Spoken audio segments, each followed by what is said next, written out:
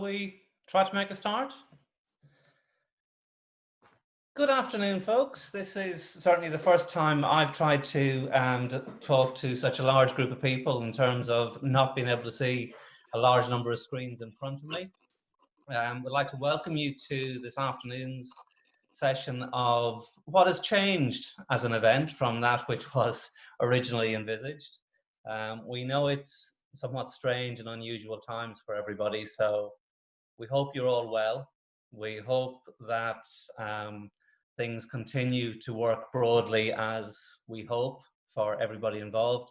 And we really appreciate that actually so many people are able to give time to a discussion like this, hopefully which is as a minimum a welcome relief in terms of fairly normal business rather than semi-crisis planning or activities of that nature.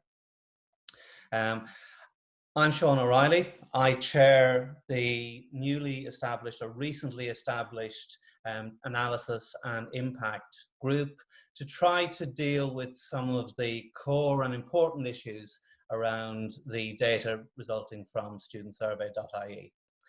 The Practitioners Forum as a concept sort of came to life last year based in TU Dublin.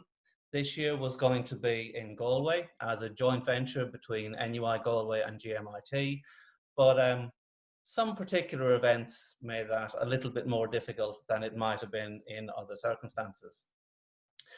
So the Practitioners Forum then changed fairly rapidly, and I think is typical of the sort of flexibility and agility shown by much of higher education over recent months, actually.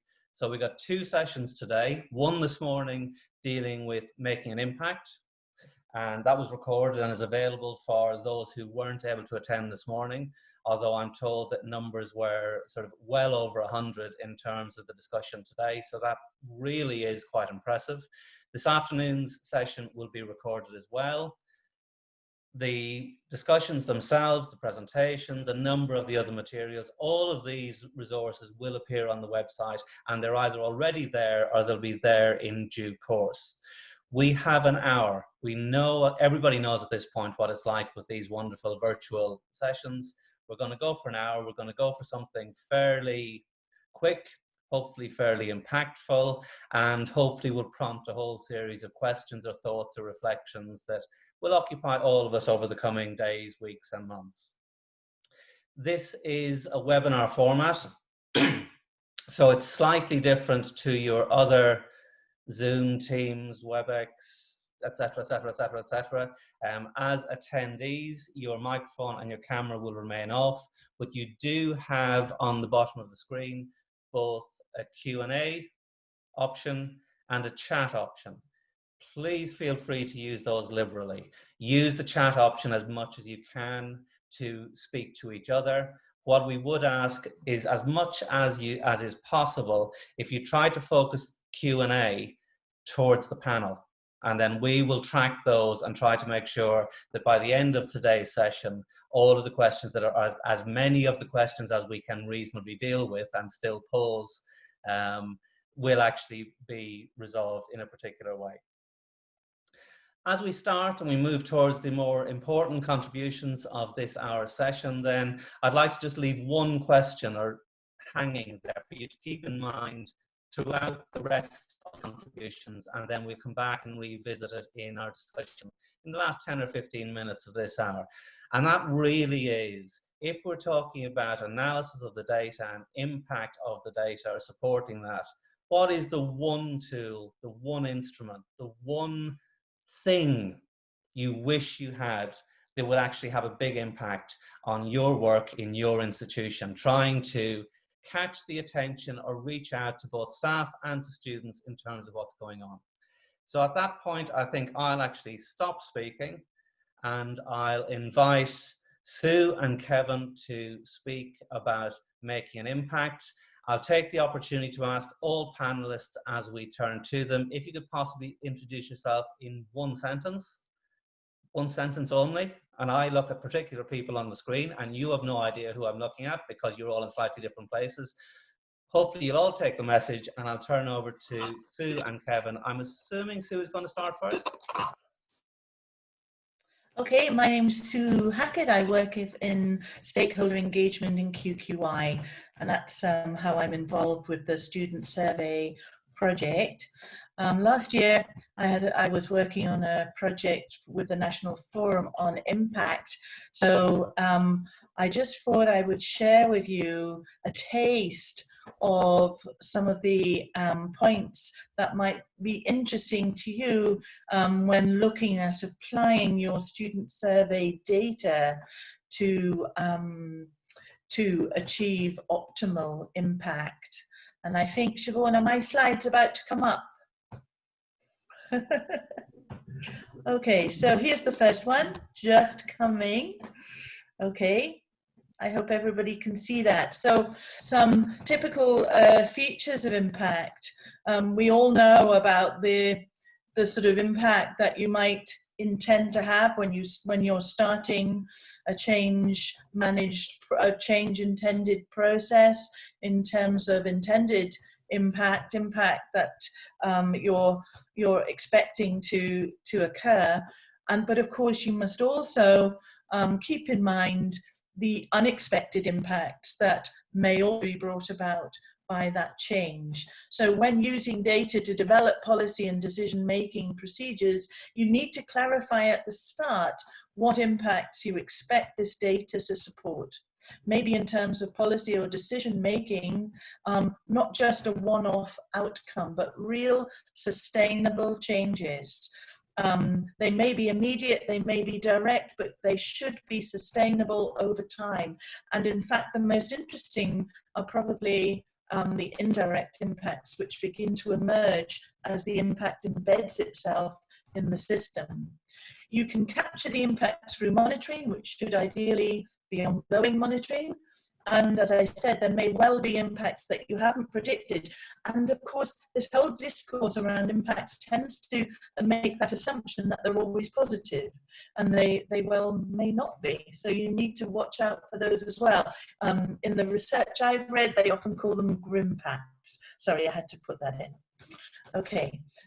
So desirable and undesirable. And then just quickly to the second slide there, looking at how to capture impact.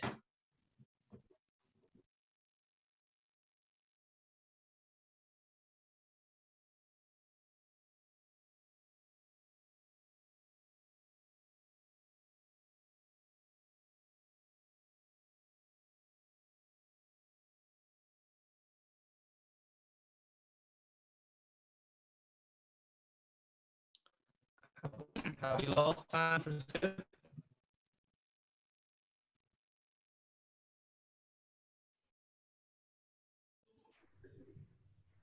I think we have. Yeah, I think we seem to have lost Sue there, unfortunately. That's not particularly unusual in these formats, as we discover. It's a little bit unpredictable at particular times of the day or week. We'll watch out for Sue to return. If I can turn to you, Kevin, perhaps? Yeah, of course. If we bring up the slides again, I can go through my part of the presentation. Perfect. Thank you very much. I'm Kevin McStravick. I'm the Vice President for Academic Affairs for the Union of Students in Ireland. I'm here, one of the sponsoring organisations of Student Survey, and I'm delighted to be here. So you know what impact looks like, and we're going to be exploring how you can capture it, but it's also important to think of how you can put it into practice. So every institution has slightly different processes and decision-making structures, but there are some really practical and straightforward approaches you can take to help you in moving forward towards impact.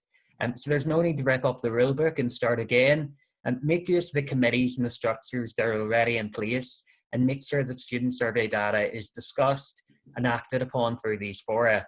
And this may be through your academic council, it could be through a subcommittee of that, it might be through programme boards or programmatic reviews, or through a mixture of these approaches. The key thing is ensuring that you are creating space to discuss student survey data and that students are involved in this process. So what next? Allowing space for students and staff to co-identify priority areas of focus is a great way to ensure that this becomes a collaborative process and secures buy-in across the institution. And again, you can intertwine this with work you're already undertaking. So lots of institutions are working in partnership with their students' unions to develop partnership approaches to tackle some of the issues that they have observed or that their students have communicated to them. So you could intertwine some of these partnership initiatives by using student survey data to feed in and to actually help you to identify what the areas you want to work in partnership on look like and what they are. As Sue mentioned at the start, impact needs to be meaningful and lasting, and that means that it won't necessarily be an overnight process. So for example, revising institutional policies will involve significant stakeholder engagement, but it could have a huge impact on the student and the staff experience if it's done correctly. So ensuring that there's ownership across all sections of the institution, from students and staff through to management, will yield meaningful results. And finally, all good outcomes start with a plan. Ensure that you're action planning any changes that you wish to make and review these on a regular basis. And of course, ensure that they're developed in partnership between staff and students.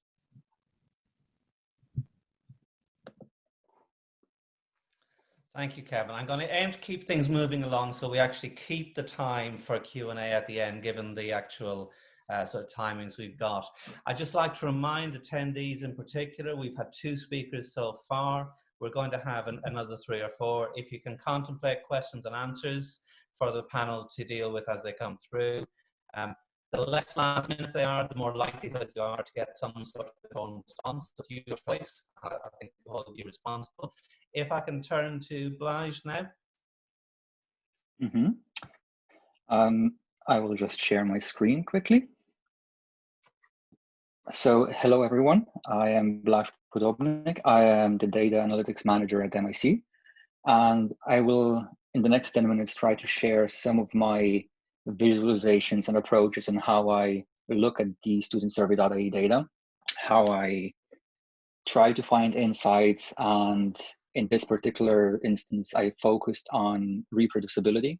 So how to save time with reports that seem to be happening every year, that seem to be repeating, and how we can save that time and then use it in looking for more impactful, like deciding impactful decisions, closing the feedback loop, and so on. So saving our valuable time on things that are repeating every year. So here I've decided to focus on Excel because everyone uses Excel. Everyone is known, like familiar with Excel. It's basically a dashboard that is similar to the InTouch dashboard. But what I did is I used the 2017, 18, and 19 data. Now, this data is all randomized. That's why everything is so green and it's completely random. But what it helps me to do is see an overview of what the courses are like. So where certain courses differ, like deviate from the average, and find the first point of what a question might be. So for example, if I look at course 34 and I see that there is a slight difference, I can then look at specific indicators and see those and figure out where the actual like lower grade is coming from. Now this is been then quickly thrown together. For example, if I wanted to, I could make a whole page of reports like these. And then when the 2020 results come out, or they came out, I can easily add those into the raw data and it would automatically update. So I wouldn't have to create any of this ever again. I just add the data and I have all the reports there. I can look up, I can filter by one course, I can filter by several years, and it just saves me some time. And again, most of this is already in the InTouch platform. This just brings it to Excel, where I can then take it and use like formulas and make all the like calculations and percent changes and so on that I wouldn't share because they just look messy. And then another thing I did in Excel is I found that merging data sets helps make a bigger picture. So for example, I used the HA returns data and the StudentSurvey.ie data and made a dashboard of every course. So if I wanted to have an overview of a course, I could easily see that course with the student survey indicators. So it looks like this. Again, this data is completely random, so it might look messy. But for example, for every course, I can see the indicators, the general statistics, and that gives me an overview of what is happening. And again, this is all updated every year if I add the data I download. So I don't have to do any other changes to say, so it saves me some time. And I guess now I would go into something else than Excel. So for me, I do a lot of report writing. So report writing is writing reports for every course and give the student survey data, have that for managers, for everyone, and that repeats again every year. So I'm gonna stop sharing and I'm gonna share another screen. So now this is a report I've created. This is a template. It takes the downloaded data that you get from the InTouch portal. Any data set basically from any institution can be added into this and it automatically generates the whole thing. And again, every year just add the data on and it does it automatically for you. And if I want, I can separate this and make 20 documents for every institution or for every course that I want, which just again saves me some time. And I guess I'll just go through it. So maybe some visualizations might be interesting to you. So for example, here I just look at the response rates and you can see that we have more year ones responding and the percentage of final years and postgraduates is decreasing. So that might be something to look into then the next year, for example, if this would be the actual data. What I like also to look at is how many participants every course had. So if there's a big change in one course, I know that, you know, if there's 16 students, there's going to be more changes visible, while in a big course or like with a lot of responses, the changes are more robust. And it's just an overview that I do every year. So for example, this year we got the 2020 data back last week. I already ran this on the actual data and I already know all of the insights and I know what to look for, where the changes happened. And this again is just a course comparison. So this is the same thing as the Excel file. It just has the same data. So we look at the indicators, obviously just compare them based on the indicator, not between them. But we can see which course had worse scores or better scores. And again, like this is a report that you can share with anyone in one file. Anyone can open it. You can export it as a PDF or as a Word document. So it just makes it a lot easier for me to share with anyone who needs it. It's a bit more interactive. So I've noticed that people are basically fatigued with reading PDFs and reading Word documents. So if they get something a bit more flashy, it helps them focus. So again, like they can filter the results here. Another interesting thing I found is looking at the percent change from 2017 to 2019. So for example, I can see that course 70 had a big increase or like did something really good. So I can look at what happened there. Or for example, course 22 had a decrease and I can start looking at trends over time in a one neat visual. So that's another thing that is quite helpful to me. And then if I want and answer like questions that are more specific, so how does study modes compare to different indicators, I can look at here. So this is a distribution thing, like distribution plots. And then I can look at, for example, how does higher order learning compare. So we can see that the first year's score or rate higher order learning lower than the final years. And then same way, the final years rated lower than the postgraduates. All of it is statistically significant. So you can have all of these results in a matter of seconds without any sort of preparation or anything else. I'll just skip this so we save some time. This is again another visual that just shows all the different scores of every course compared to the national average. So it's just basically different visualizations that I might use to communicate the scores, to communicate the results to other people. So this is again the higher order learning, just showing how year ones tend to group more into the scores between 20 and 25. The final years tend to give scores more in the range of 40, and then the postgraduates obviously rated better. So again, it's a different way of visualizing how the scores for certain indicators change with groups. And then lastly, the qualitative indicators. Again, I can send this to someone.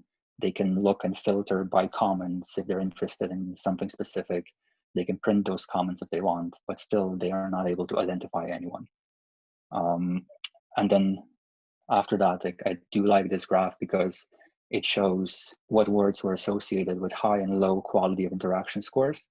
So it looks, for example, that the students who rated quality of interactions low, they often said something like they used the word practical in their responses, which means that there might be something there. Now, just on itself, these words mean nothing, but to every institution, they might know and they might lead them towards further insights. And again, obviously lectures and tutorials are some words that are used quite often, so they're basically average. And then you can also see which words are being used with something like with a better score. And again, this can be done with not just quality interactions, but like any other score as well. And then that just gives me an insight on what's happening with the qualitative before I dig into the qualitative comments. And then lastly, this is a topic model that just gives me some topics that might be appearing in the comments. It just groups words together that appear together often and gives you an idea of what topics might be appearing. Again, it can just be random words, but once you dig into the qualitative comments, it might help you decide how to group certain comments together. And there's more, but I think that's all I have time for. And I guess I just wanted to show the ways I run analysis and how I try to save time and maybe inspire some of you to do something similar. Yeah, thank you. Thank you, Blaj. That was really, really interesting. And if I may abuse my position as moderator for a moment, and just there were a couple of queries that came in around what tools you use to do that. It might be easier just to pick that up quite quickly now rather than trying to hold it into the later discussion. Yeah. I think you said you used Excel a lot, but there were queries about, did you use Microsoft BI? Have you programmed in R? So I use Excel often just because it's easier and everyone has it installed and it's just there. For the last report, I use R. So I wrote all the report scripts, but again, I wrote it in a way that it's literally just changing the path to the raw document. And that's all that has to change to have the whole report generated for whatever raw document. But yes, I mostly use R and Excel. I also use Tableau, but again, that's a different thing. I try to focus on reporting. Right. Great, thank you, Blaj. And obviously, again, I would say to all attendees, you have both the Q&A option and the chat option available to you at the bottom of your screen. Please use them as much as you can, and we'll try to deal with those. So now we turn to Lydia, who's actually going to talk a little bit about trying to communicate the results internally within an institution. I am indeed. Siobhan, would you mind sharing the PowerPoint? Okay. All right, folks, I hope you can all hear me okay. Okay, so my name is Lydia Deveni. I'm a postdoctoral researcher at LYIT. I'm currently working on a new project called Unlock, which involves the development of a StudentSurvey.ie template for staff. So today I'm going to talk you through my top 5 tips for developing your own template. And I'll just get stuck into the first one, if that's okay, if we can move to the next slide. That's great, thanks. So the first one is to establish your aims. Do this through discussions with staff, find out what they want to learn from the data.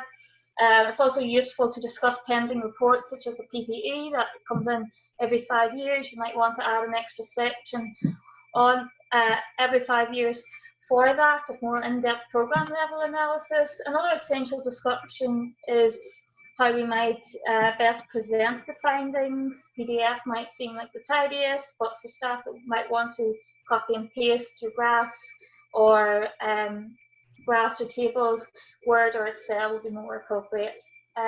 As well as having the discussions, it's important to reflect. Yes, we want to address what the staff want to learn, but also we want to question, you know, like with these aims or the goals, will we be able to gain a more comprehensive understanding of student engagement, and will we have enough information to take action? So on the left here we have 3 of the kind of broad aims that we came up with. We want to identify and present school, department and programme level engagement statistics clearly and concisely. We want to reduce analysis and interpretation and time, and we want to create a standard for the future. So consistency is very important here, as Blas was talking about, how he can easily apply it each year without having to start again. That's really important, and that's what we want to have as well, a standard that we don't have to start from scratch every year. Which takes me to my next tip, which is, if we can move the screen on. My next tip is to communicate. It's really important that the feedback goes both ways as well. So what we might have wanted to look at in the past might not have been possible, but now as the educational and research climate has progressed rapidly, we might be able to find that now we can explore that. That, for example, the thematic analysis in the past of the open text, that would have been very laborious, but now through auto coding we can run thematic analysis within a matter of seconds. The QA3s used to also be a separate questionnaire, but now that has been blended into the StudentSurvey.ie data, and that's even more useful to us now as we can combine the 2 of them. My third tip would be to, if we can move on to the next screen, my third tip would be to know your variables. There's an absolute wealth of information at our fingertips here. We just need to get familiar and comfortable with the data, and especially the raw data. Take, for example, precedence is given to work readiness at LYT, and indeed it's now been added to our strategic plan. Now there isn't a weighted indicator on work readiness in the StudentSurvey.ie data, but there are 6 fantastic non-indicator items that we can use, or you can use, to create your own work readiness measure. So the information's all there, the raw data is rich, we just need to get familiar with it and make the most of it. Also, I'd advise you to use software that you are comfortable with. We get 4 Excel files. They're incredibly adaptable. There are so many programs available now that we can use, and we should take advantage of that and use what we're comfortable with. Now, finally, I think I would advise to think actionable steps and think about the big picture and making a difference. We need long-term applications so that we can track our performance changes. We want comparisons so we can learn from others at our institutions. So transparency is key, but not competition. We want an evidence base for designing our interventions, and finally, impact. We want to work with our students so that the analysis has an impact. So if time and money were at our disposal, what could we improve? We should be able to answer this using our templates. We must be able to inform with our templates. So just a quick summary on the last slide. The first few are establish your aims, communicate with staff, and know your variables. Once these have been established, you can make a list of your research questions. As with any research, it's good practice to design your hypotheses or research questions before you run your analysis. And then when you do, use a platform that you're comfortable with.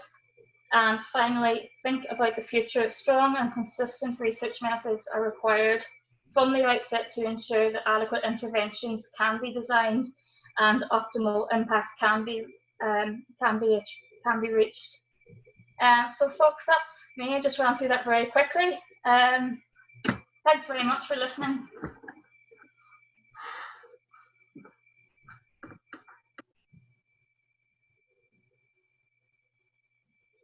Sorry, there you go. Even I'm struggling to work out where mute is on this one this time.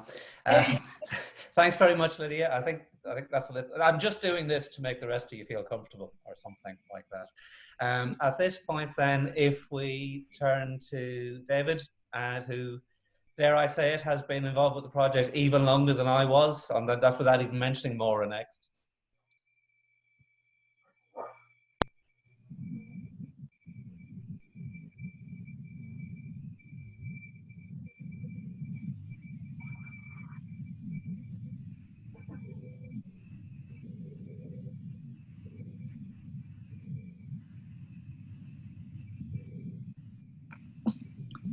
Hello, my name is David O'Sullivan from UCC, and I'm going to talk to you today about how we analyse the data and communicate the survey results across UCC.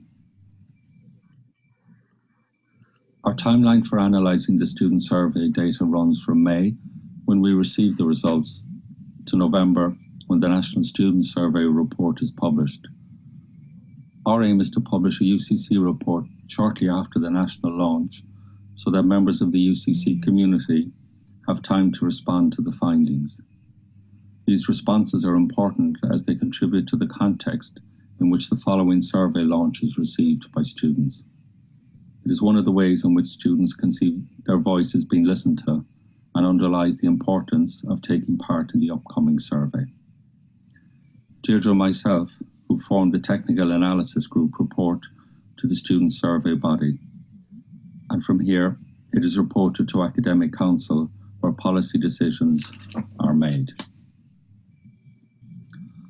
Our work consists of two phases, that is the analysis of the data and communication of the data. The analysis has two aspects. The first is outward facing focus. We compare the pattern of our results with those of other universities. We can do this from the statistical analysis provided to us by the Irish Student Survey. We first examine institutional level data. Given the large sample sizes, we need to interpret whether statistically significant differences represent real-world differences or not. In order to do this, we take the effect sizes of the differences into account. We take the view that differences with small effect sizes may not represent real-world differences. We're more confident that medium to large effect sizes do likely represent real-world differences. And it is these that we report as they form a stronger basis for evidence-based policy decisions. As well as comparing across the university sector, we also compare across years to determine whether observed patterns demonstrate both stability, and this can increase our confidence in the data. We also drill down and make comparisons using the International Standard Classification of Education categories. This can tell us how a particular cohort of students compares across the sector. However, these categories don't map perfectly to our college system. Our second focus is inward-facing, where we look for patterns within the university by breaking down the data into the 4 colleges, the years of study, as well as gender. This allows us to identify best practice, as well as allowing us to determine whether the student experience is different for students in different colleges, whether they're male or female, as well as whether they're in first year, final year, or in postgraduate study. We also look for possible interactions between these factors. We supplement this analysis of the responses by looking at responses to open-ended questions. This allows us to understand any differences we find in terms of the actual student experience and provides us with more insight. Once we've completed the data analysis, we turn our attention to communicating these results. This comprises of a report modelled on the National Student Survey that is informed by the university strategic plan.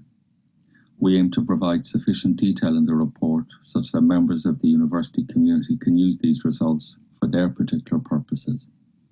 In addition, we refine key take-home messages, such as those that can be communicated through infographics and shared through social media channels with the wider university community. This is important in raising awareness of the student survey, as well as communicating how student voices implement change. Thank you.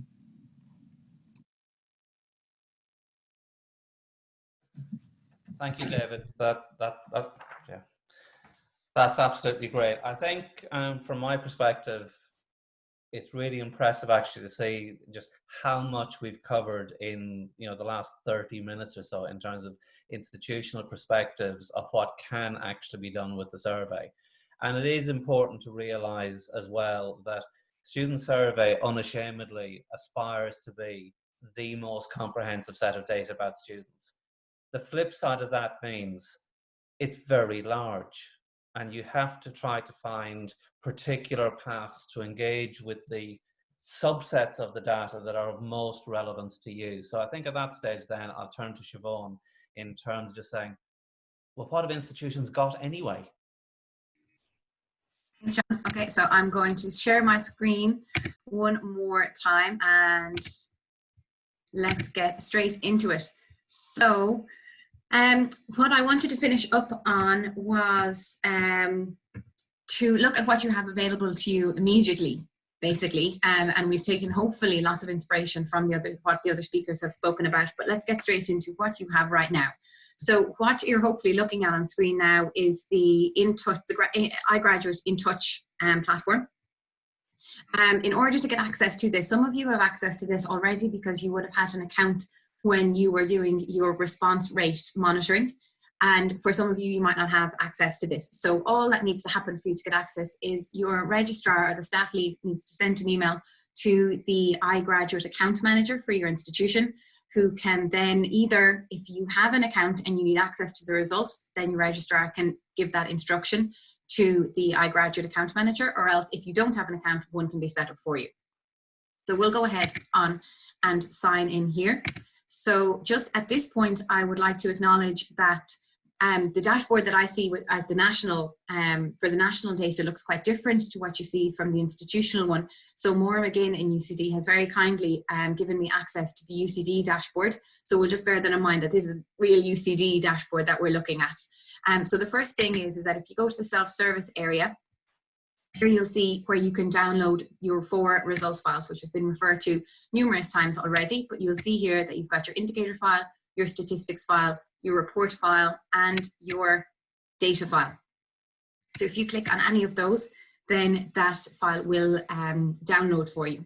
But what I want to draw your attention to is the interactive reports. So before we get started, I wanted to make you aware of a new addition that you have in your arsenal in doing your analysis.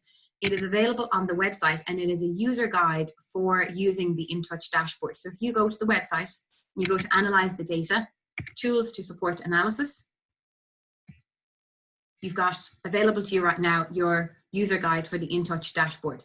And for your information further down the page, you will have the presentations either very soon that were delivered, or some of them are available for download already. And just so you know, those of you who attended the morning session, or perhaps who missed it, all of the presentations from the morning session are already available on the website for either viewing or downloading. So you have those there and the ones from last year. But anyway, back to the matter at hand. So if we go into the interactive dashboard, I'm going to make reference to a couple of the areas that are instructions are given in relation to in the user guide. So anything that I talk about basically is covered in the user guide. So if I breeze through something quite quickly, all of the detail that you need is available to you right now in the user guide.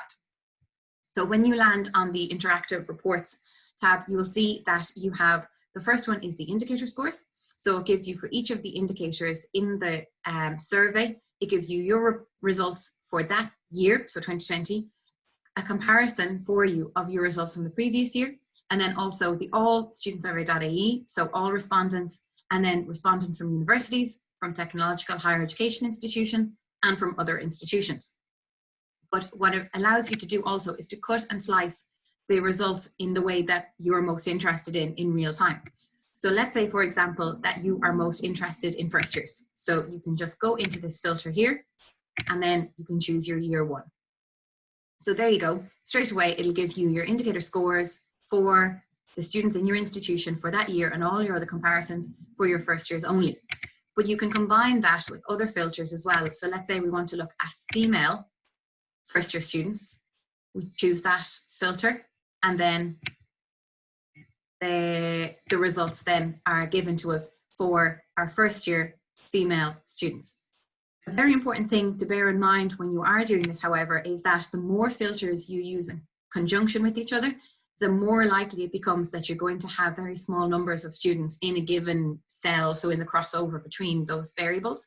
So it's a good idea to become familiar with this minimum base number as well, which, so if you up that, let's say to 10, then what it'll do is, now obviously UCD have pretty massive numbers of respondents, so nothing changes here. But what you might see where you have smaller numbers of students in a particular cohort, for example, in a particular year only, where the number of respondents in that crossover between those variables is less than 10, you won't see a response for them. So this means that if you up it to a number that you're comfortable with interpreting results on the basis of, then you can control that and cut and slice the data as you wish. Field of study then gives you a breakdown for each of the fields of study. However, this might not necessarily be immediately useful to you depending on the organization of your institution. So that's when academic unit becomes very useful to you. Academic unit is based on the AC Unit 1 variable that you provide data for, and then submit that data to iGraduate in advance of fieldwork. So it is very important to use that variable in the most effective way that you can to reflect the actual organizational structure in your institution, because then it means that you can just log on in here and straight away you'll be able to see, so for each indicator, how do each of the faculties, the departments, whatever it is, how do they compare to each other? And the way you can do that also very quickly is by looking at the color coding. So dark green means highest score, dark red means the lowest score. So let's say for higher order learning, we can see here the very dark green. That means that the highest score for higher order learning is S0 to 8. But then we'll also look where is our darkest red, and we see our darkest red is these ones here, the 34, 33.2, 34.0. So there are lowest scores for that indicator. Bearing in mind, we don't compare across indicators because we don't do that with indicator scores. And then very quickly before we finish up, I want to show you the layout for each of the indicators. So for each of the indicators, they each have their own tab, and you can just pop between them. So we'll go back to higher order learning. For each indicator, you have each of the questions that contribute to that indicator. And then the color coding is different here, you'll see.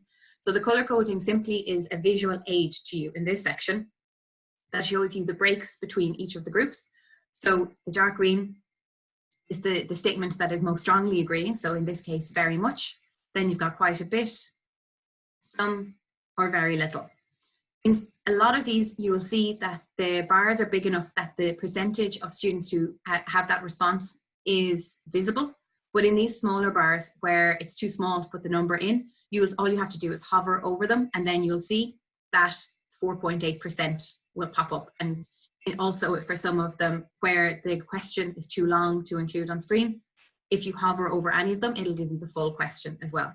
And then very lastly, if you scroll down, you'll see here that you still have all of the same filters as before. They're just arranged slightly differently. So you can still use the filters along the side in the same way. And for these ones, for example, again, we want to look at our female students. We click on keep only, then you can see here that the results then are the results for the response rates to each of the individual questions of the indicator for the female students only. We've done that, we're happy with that. We want to go back to all genders, then we can go revert.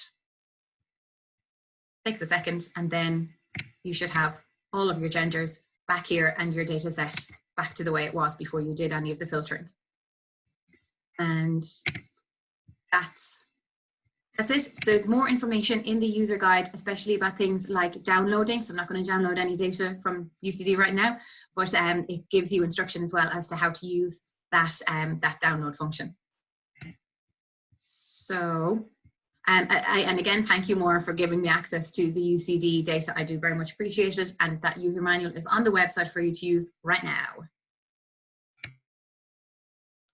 Thanks a million, Siobhan. We're about to go to sort of a reasonably short question and answer session, but I think I should take the opportunity to welcome Maura from UCD as well, who's been involved with the project right from the beginning, and just due to competing demands couldn't guarantee that she would be available right at the start of this session in terms of presentations. I don't know, Maura, if I can put you on the spot and allow you to offer one comment about the survey or potential approach taken within UCD? It's a bit similar to Blas, but I'm actually quite happy that I wasn't presenting because his stuff looks so cool compared to what I would have presented. So yeah, it's a happy coincidence that I wasn't available, but it's kind of what Blas is doing. I do try to set it up in such a way that we can just append the data and run our reports each year. We do try to revise them based a bit on what Lydia was saying as well about trying to see what questions we're trying to answer this year and focusing on a few of those. Thank you. Great. It would be unfair not to give you the opportunity to come in, given the range of presentations we've had this morning. I have to say, folks, I'm not seeing a huge number of questions that I don't think have come up as part of the discussion this morning. So you've probably got about a minute or two to do that, but it's your own fault now because you've given me an opportunity to speak to you. And I don't know whether you're listening or not, so it's even worse than usual.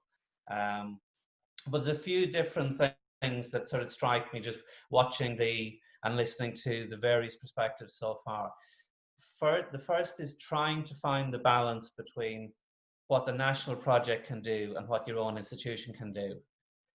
And there is no easy answer to that. The national project provides the data in Excel format deliberately because it's widely accessible, and one or two speakers touched on that today.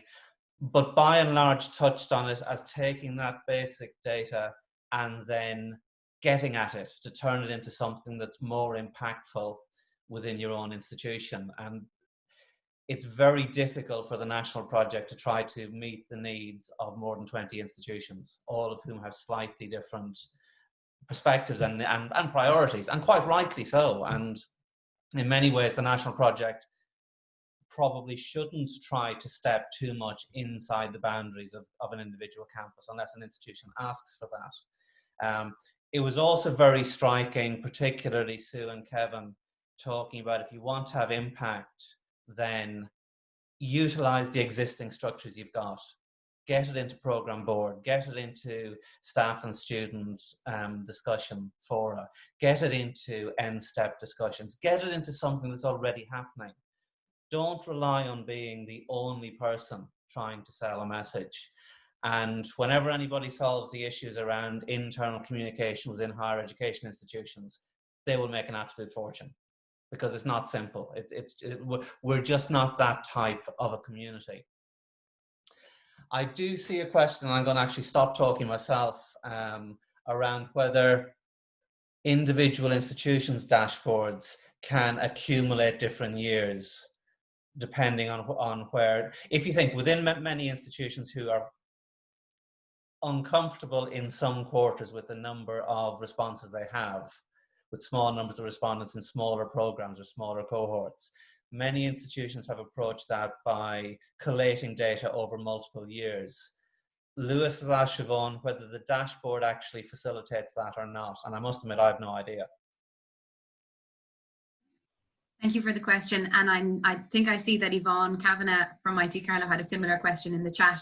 Yes, the data, so as it stands, the data from previous years would be visible on the Interact dashboard, which is what some people among us might be more familiar with from previous years. iGraduate are working at the moment to migrate the data from the Interact platform over to InTouch, and then they'll be shutting down Interact, so it'll all be on the InTouch platform. What that will actually look like, I don't know yet because I haven't got sight of it yet. They're working on the programming of that at the moment, but it will be there. They have told me by the end of June. So from my understanding there, I'm unclear whether that, and I'm not directly answers the question or not. I know of a number of institutions in the past, certainly, who would have just simply accumulated 3 years data to get a sense of a particular program or a particular department rather than school, but the terminology is different. So that might be something to explore further. I'm not sure we've got an easy answer for that today. One of the other things that struck me very much from Blage in particular was using the student survey data and putting it alongside other data that the institution holds. I think, yeah, institutions hold a huge amount of data about your own students.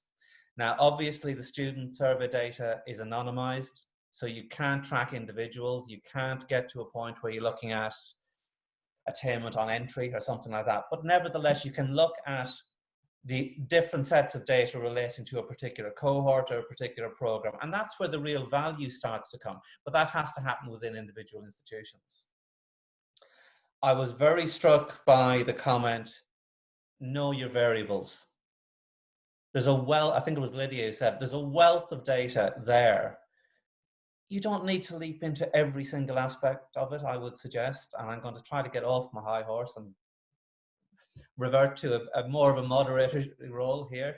But then the other point, I suppose, what I would finish at this point, at this stage, would be really the academic unit 1 and 2. Hopefully, because institutions decide how to populate those, it doesn't appear in the templates for my graduate. So you can actually use those structures to subdivide your student responses in whatever way suits you. Typically, it might be faculty and department, or faculty and school, or school and college, but it can actually be anything you want if there's an internal discussion on that. I'm going to watch out for sort of a final question or two before we go, but while I'm doing that watching, I'm going to go back to Siobhan for sort of a final update on where we are today. Thanks, John. So I'm going to keep this brief because I gave a bit more of a detailed project manager update as part of the webinar this morning, and I'm conscious that lots of you are returning to us this afternoon. But if you want lots of details about things all covering GDPR and the likes and communication, then you can just have a quick pop back over the video from this morning. But just to mention a couple of highlights that are particularly relevant to this group, the National Report 2020 will be launched on the 24th of November as part of a collaborative event with Quality and Qualifications Ireland and the National Student Engagement Programme, NSTEP. And it's an event which will seek to explore student engagement in higher education in a broad and inclusive way. And on a note from our friends in the National Student Engagement Programme, NSTEP, they have launched the Student Engagement Chat Initiative in partnership with OpinionX, a student-led participatory platform. So students and staff are able to share their opinions and experiences of what meaningful student engagement is to them. This important conversation will help NSTEP to communicate the message of student engagement across the sector and shape a new vision for partnership between staff and students. It only takes approximately 5 minutes to take part. Just visit StudentEngagement.ie/chat. And then as a final point from me before I hand back over to Sean, I would very much like to thank the panelists, who are all members of our new StudentSurvey.ie analysis and impact group. This group was established on foot of recommendations that came from, among other places, the Practitioners Forum 2019. We had our first meeting at the end of April and are putting in place quite a substantial work plan. And the objectives of the analysis and impact group include investigating ways of achieving a baseline level of analysis of StudentSurvey.ie data in all participating institutions, but also looks at things like collaborating with the StudentSurvey.ie communications group to find effective ways of disseminating the results of analysis to close the feedback loop. Membership includes co-sponsoring organisations, other stakeholder organisations, and staff and student representatives in participating institutions who have experience and expertise in data analysis and using Student Survey to achieve impact. And I think certainly the panelists today have shown that they have much expertise and experience to share with us. So if I may invite you to come back perhaps to that question that Sean posed earlier about if you could have one thing, these are the people to ask for that one thing. So everything any of that, the feedback that we get from you at this point will most certainly feed into not only the work plan of the analysis and impact group, but the prioritization of that group as to what we seek to tackle in the next 12 to 18 months. The group hopefully will continue for longer than that, but listen, this is, let's think medium term for the time being, but don't hold back your ambitions either. Thank you. Okay, thanks Amelia for that, Siobhan, and thanks everybody for your time. There are two particular, potentially relatively niche questions that I do want to come back to while we've still got people on. I think I've still got about 90 seconds before we run out of sort of my timeline for this. I see a question from Nora around colleagues requesting data, previous year's data from the registrar. If I can just comment on that I should probably turn back to Siobhan, but I'll keep speaking anyway. Just the protocol we have is that the registrar or their nominated contact manages access to the data within an individual institution. Beyond that, everything is internal to the institution about exactly how that works. And that's really around, it reflects many of the issues that we've talked about today. Those who are, and this is not intended in any sense as a comment about registrars, but those who are furthest from the data are perhaps most wary or careful about how the data is shared or circulated. Whereas actually the more familiar people are with the data, the more people see the benefits, and the benefits of interacting with it for, I think, every single person I've certainly dealt with or spoken to about it, far outweigh any potential concerns, as long as due care and appropriate protocols are kept in place.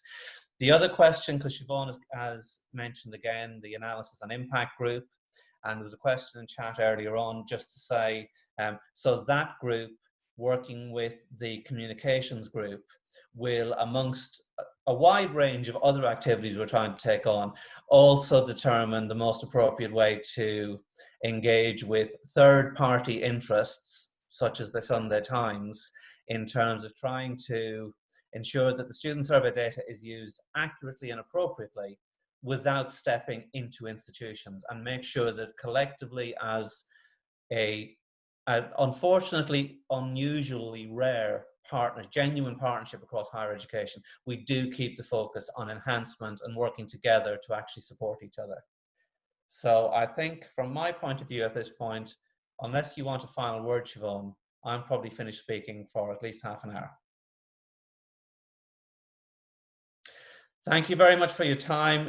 By my reckoning, just glancing at the screen at different times over the course of today, certainly this afternoon, we got well over 50 participants at some time. So again, thank you very much for your time. Keep yourself safe, look after yourselves, and we look forward to whatever the new academic year might look like.